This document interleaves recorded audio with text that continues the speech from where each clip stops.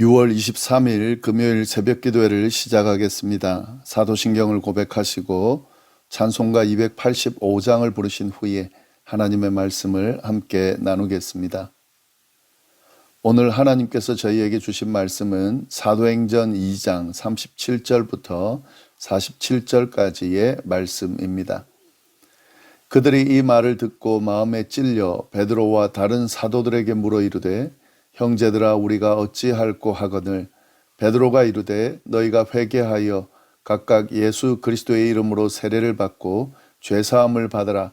그리하면 성령의 선물을 받으리니 이 약속은 너희와 너희 자녀와 모든 먼데 사람 곧 우리 주 우리 하나님이 얼마든지 부르시는 자들에게 하신 것이라 하고 또 여러 말로 확증하며 권하여 이르되 너희가 이 패역한 세대에서 구원을 받으라 하니 그 말을 받은 사람들은 세례를 받음에 이날에 신도의 수가 3,000이나 더하더라. 그들이 사도의 가르침을 받아 서로 교제하고 떡을 떼며 오로지 기도하기를 힘쓰니라. 사람마다 두려워하는데 사도들로 말미암아 기사와 표적이 많이 나타나니 믿는 사람이 다 함께 있어 모든 물건을 서로 통용하고 또 재산과 소유를 팔아 각 사람의 필요를 따라 나눠주며 날마다 마음을 같이하여 성전에 모이기를 힘쓰고 집에서 떡을 떼며 기쁨과 순전한 마음으로 음식을 먹고 하나님을 찬미하며 또 온 백성에게 칭송을 받으니 주께서 구원받는 사람을 날마다 더하게 하시니라. 아멘. 오순절 성령 강림 사건이 일어난 현장에서 베드로는 이를 목격한 청중들을 향하여 설교 말씀을 전했습니다. 그는 성령 임재에 대한 내용과 예수 그리스도에 대해서 사람들에게 분명하게 설명하고 선포했습니다. 오늘 본문은 이 베드로의 설교를 들은 사람들의 반응과 그에 대한 베드로의 대답이 나오고 있습니다. 그 내용을 보겠습니다. 37절 말씀 보시면 그들이 이 말을 듣고 마음에 찔려 베드로와 다른 사도들에게 물어 이르되 형제들아 우리가 어찌할꼬 하거늘 이렇게 되어 있습니다. 베드로의 설교를 들은 사람들은 마음의 찔림을 받았습니다. 여기서 사용된 찔리다라는 동사는 양심의 가책을 느끼거나 잘못을 깨닫는 것, 그런 의미도 있지만 그것보다 훨씬 더 강한 의미가 들어 있습니다. 어찌할 바를 모를 정도의 강한 충격을 받은 상태를 표현하는 것입니다. 그렇게 강한 충격의 찔림을 받은 사람들은 사도들에게, 베드로를 포함한 사도들에게 물어봤습니다. 우리가 어찌할꼬? 어찌하면 되겠냐는 거죠. 이 모습은 세례 요한이 청중들을 향해 설교하고 선포할 때 나왔던 반응과 유사합니다. 세례 요한의 설교를 들은 사람들, 무리들, 세리들, 군인들이 세례 요한을 찾아와서 이제 어떻게 해야 되느냐라고 물었었는데 베드로의 설교를 들은 사람들도 지금 그 반응을 보이고 있는 겁니다. 이러한 반응은 진리를 맞닥뜨린 사람들에게 나타나는 반응입니다. 진리 앞에 서서 그 진리를 깨닫게 되면 더 이상 다른 반응은 나오지 않죠. 다른 반응이 필요하지 않습니다. 단지 그 진리 앞에 부복하게 되고 이제 어떻게 해야 되는지 묻고 기다리게 될 뿐입니다.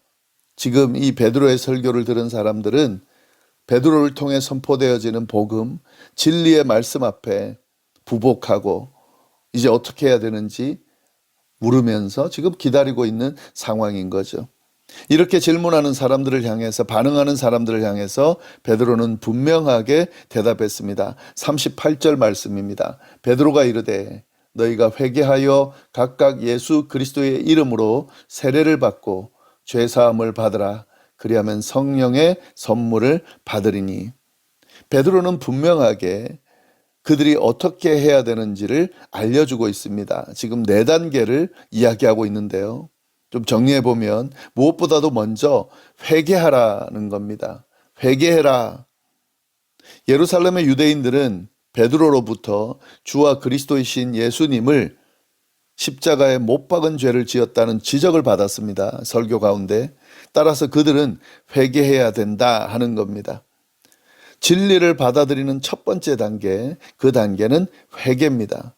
자신의 모든 모습과 행동을 돌이키는 거죠. 돌이키고 진리에다가 맞추는 거예요.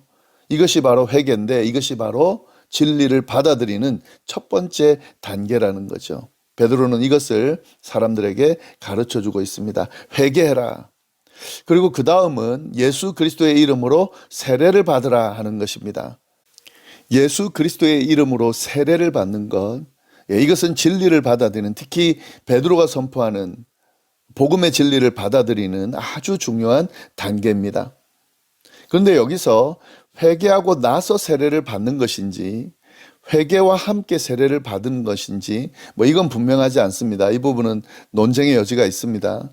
그러나 분명한 것은 회개에 대한 증명이 세례를 통해 분명히 나타난다는 것과 세례를 받는다는 것은 회개의 고백이 있어야 가능한 것이기 때문에 둘은 밀접하게 연결되어 있다는 것은 분명합니다. 그래서 이걸 꼭 기억해야 됩니다. 회개해라. 그리고 세례를 받으라. 이 두 개를 동시에 하는 거죠. 예. 회개만 하고 세례는 안 받겠다. 이게 말이 안 되는 거기 때문에요. 그러니까 이 두 단계를 같이 연결해서 보시면 좋겠습니다. 네, 그 다음 단계가 뭐냐면 죄사함을 받으라는 겁니다. 그러나 이 죄사함은 이 사람들이 행하는 게 아니죠. 이 죄사함이라고 하는 것은 회개하고 세례를 받은 결과로 주어지는 것이기 때문에 자연스럽게 회개와 세례를 받는 것과 이어지는 것으로 보면 되겠습니다. 여하튼 회개하고 세례를 받음으로 인해서 죄사함을 받는 단계, 이것이 중요하다는 거죠. 그리고 난 뒤에 이 모든 것들이 끝나면 성령을 선물로 받게 될 것이라는 거죠. 이것도 마찬가지죠. 회개하고 세례를 받음으로 죄사함을 받게 되면 그 결과로 성령을 선물로 받게 될 것이라는 거죠. 베드로는 이 내용을 분명하게 하면서 복음의 진리를 받아들이는 방법을 가르쳐 주면서 어찌할 거라고 묻는 그들에게 이렇게 행하라고 분명하게 알려주고 있습니다. 그들은 회개하고 예수 그리스도의 이름으로 세례를 받음으로 죄사함을 받고 그로 인해 주어지는 성령을 선물로 받아야 된다 하는 거죠. 이것이 바로 예수님을 믿고 받아들임으로 구원에 이르는 방법이고 길이다. 베드로를 통해서 분명하게 선포되어지고 있습니다. 그리고 이어서 베드로가 이제 계속해서 이야기를 하는데 39절 말씀 보시면 이 약속은 너희와 너희 자녀와 모든 먼데 사람 곧 주 우리 하나님이 얼마든지 부르시는 자들에게 하신 것이라 하고, 베드로는 자신이 말한 그 이야기, 그 단계가 약속이라고 표현하고 있습니다. 다시 말해서 하나님께서 모든 사람들에게 주신 약속이라는 겁니다. 회개하고 세례를 받으면 죄사함을 받고 성령을 선물로 받을 것이라는 것, 이것이 바로 하나님의 약속이라는 거죠. 이것이 바로 구원에 이르게 하는 하나님의 약속이라는 거죠. 그리고 이 약속은 소수의 특별한 사람들에게만 주어지는 것이 아니라 주 우리 하나님이 부르시는 모든 자들에게 주어지는 것이라는 것을 분명히 하고 있습니다. 이 부분을 잘 정리해 두시면 좋겠습니다. 베드로는 이 내용들을 설교하면서 그들이 이 복음을 받아들이고 구원받을 것을 권하고 있습니다. 40절 말씀, 또 여러 말로 확증하며 권하여 이르되 너희가 이 패역한 세대에서 구원을 받으라 하니, 여기서 확증하다, 권하다라는 동사는 복음 전도를 묘사할 때 종종 사용되는 단어들입니다. 확증하다는 말은 진리를 제시한다는 의미죠. 진리를 확실하게 전한다는 의미가 있는 거고, 그리고 권하다는 것은 설득하는 것을 의미합니다.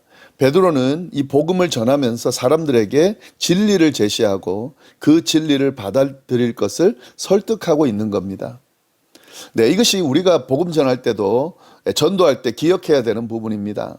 복음의 진리를 사람들에게 분명히 제시하고 그리고 그 복음의 진리를 받아들일 수 있도록 설득해 나가는 겁니다. 그냥 교회만 데려오는 게 의미가 아니죠. 복음을 전하는 것이 아주 중요한데 이 두 가지를 잘 염두에 둬야 됩니다. 복음을 제시할 수 있어야 되고 진리를 제시할 수 있어야 되고 그리고 그 진리를 받아들일 수 있도록 지혜롭게 설득해 나가는 거죠. 베드로의 이 대답을 들은 무리들은 어떻게 했습니까? 믿고 받아들였습니다. 41절 말씀입니다. 그 말을 받은 사람들은 세례를 받음에 이날에 신도의 수가 3천이나 더하더라. 그들은 세례를 받았다 하는 거죠. 이 세례를 받았다는 말 안에는 회개하고 세례를 받음으로 죄사함을 받고 성령을 선물로 받았다 하는 그 의미가 다 포함되어 있습니다. 그렇게 세례를 받고 신자, 즉 믿는 자가 된 사람들이 몇 명이나 된 겁니까? 3천 명이나 더했다는 거죠. 강력한 하나님의 역사가 일어난 겁니다. 성령의 임재와 역사로 인하여서 베드로와 사도들이 변화됐을 뿐만 아니라 그들의 선포하는 말씀을 통해 수많은 사람들이 변화되기 시작했습니다.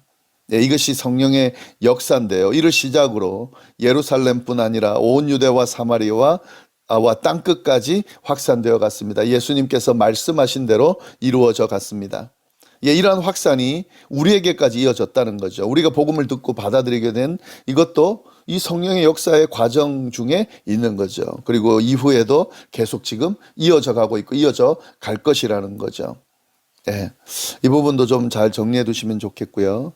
그 다음에 나오는 내용은 오순절 성령 강림 사건을 통해서 교회 공동체가 생겨나고 그 공동체가 어떤 모습을 보이는지를 묘사하고 있습니다. 42절부터 47절까지 말씀인데 그들이 사도의 가르침을 받아 서로 교제하고 떡을 떼며 오로지 기도하기를 힘쓰니라. 사람마다 두려워하는데 사도들로 말미암아 기사와 표적이 많이 나타나니 믿는 사람이 다 함께 있어 모든 물건을 서로 통용하고 또 재산과 소유를 팔아 각 사람의 필요를 따라 나눠주며 날마다 마음을 같이하여 성전에 모이기를 힘쓰고 집에서 떡을 떼며 기쁨과 순전한 마음으로 음식을 먹고 하나님을 찬미하며 또 온 백성에게 칭송을 받으니 주께서 구원받은 사람을 날마다 더하게 하시니라. 예, 여기에 지금 신앙 공동체가 가지고 있는 중요한 특징들을 쭉 언급하고 있죠. 그리고 이 특징이 바로 오늘날 우리 교회들이 가져야 되는 그런 모습이라는 것을 우리가 분명히 알아야 합니다. 그 네 가지 특징이 뭐냐면요. 사도들의 가르침, 그리고 서로 교제함, 떡을 땜, 오로지 기도함. 이 42절 말씀이죠. 예, 이 부분이 신앙 공동체, 교회 공동체 안에서 아주 중요한 부분입니다. 성령의 임재와 역사를 가지고 있는 공동체가 드러내는 모습이라는 거죠. 사도들의 가르침, 이거 참 중요합니다, 여러분. 사도들을 통해 하나님의 말씀이 올바로 해석되고 올바로 선포되며 올바르게 방향을 제시받는 것, 이것은 신앙 공동체에 있어서 아주 중요한 부분입니다. 서로 교제하는 것 중요합니다. 여기서 말하는 교제는 단순하게 서로 교류하고 친하게 지내는 이런 정도의 의미가 아니라요. 서로의 감정을 공유하고 실제적인 사귐과 나눔을 가지는 것을 의미합니다. 예, 이 부분도 아주 중요합니다. 성도의 교제, 이것도 신앙 공동체에게 중요하고요. 떡을 떼는 것, 이거 신앙 공동체에서 중요합니다. 여기서 떡을 뗀다는 것은 성만찬을 행한다. 주님이 가르쳐 주신 성찬을 행한다라는 의미도 포함되어 있고, 그리고 그것뿐만 아니라 애찬 식사를 함께 나눈다는 의미도 포함되어 있습니다. 떡을 뗀다라고 하는 것은 함께 식사를 나눈다는 의미도 들어가 있는 거죠. 이것이 신앙 공동체의 특징이라는 거죠. 그리고 마지막으로 기도하기를 힘썼다. 이 기도하는 것, 이건 신앙 공동체 안에서 필수 사항입니다. 교회 안에서 기도하는 것이 선택 사항이 아니라는 것을 분명히 알아야 됩니다. 하나님과 대화하고 하나님께 간구하는 것, 개인적으로, 그리고 서로를 위해 중보하며 간구하는 것, 이것은 공동체라면, 신앙 공동체라면 필수적으로 해야 되는 겁니다. 예, 이거 없이는 신앙 공동체가 아닌 거죠. 그냥 친교 모임에 지나지 않는 거죠. 기도하지 않는 교회, 서로 위해서 기도해 줄 수 없는 교회, 기도하지 못하는 교회, 이런 교회는 교회가 아니죠. 아무리 개인적으로 신앙생활을 잘 하고 있고 신앙의 성장이 이루어진다 할지라도 이런 기도가 없는 교회는, 그런 신앙 공동체는 분명히 문제가 있는 겁니다. 이걸 선택으로 생각하고 신앙생활의 한 선택으로 생각하고 하기도 하고 하지도 않아도 되는 것처럼 생각하는데 굉장히 잘못된 겁니다. 그 부분을 잘 우리가 봐야 하겠습니다. 이러한 것들을 잘 행하고 있는 이 신앙 공동체가 굉장히 강력하게 활발한 모임을 형성하고 있고 이를 통해서 성장하고 부흥하면서 많은 사람들에게 칭송을 받게 됐다. 예, 이것이 초대교회 새롭게 성령 강림을 통해서 나타난 신앙 공동체의 모습인데 이것이 바로 오늘날 우리 교회가 가져야 되는 모습이라는 사실. 예, 우리가 이걸 인지하면서 우리 열방교회가 이런 교회가 될 수 있기를 강력히 간절하게 기도하면서 그렇게 함께 세워나갈 수 있기를 바랍니다. 기도하겠습니다. 하나님 아버지 감사합니다. 귀한 말씀으로 오늘 하루를 시작합니다. 주신 말씀 붙들고 이 말씀 안에서 우리가 오늘 하루를 복되게 살아갈 수 있도록 인도하여 주옵소서. 감사드리며 모든 말씀을 예수님의 이름으로 기도드립니다. 아멘.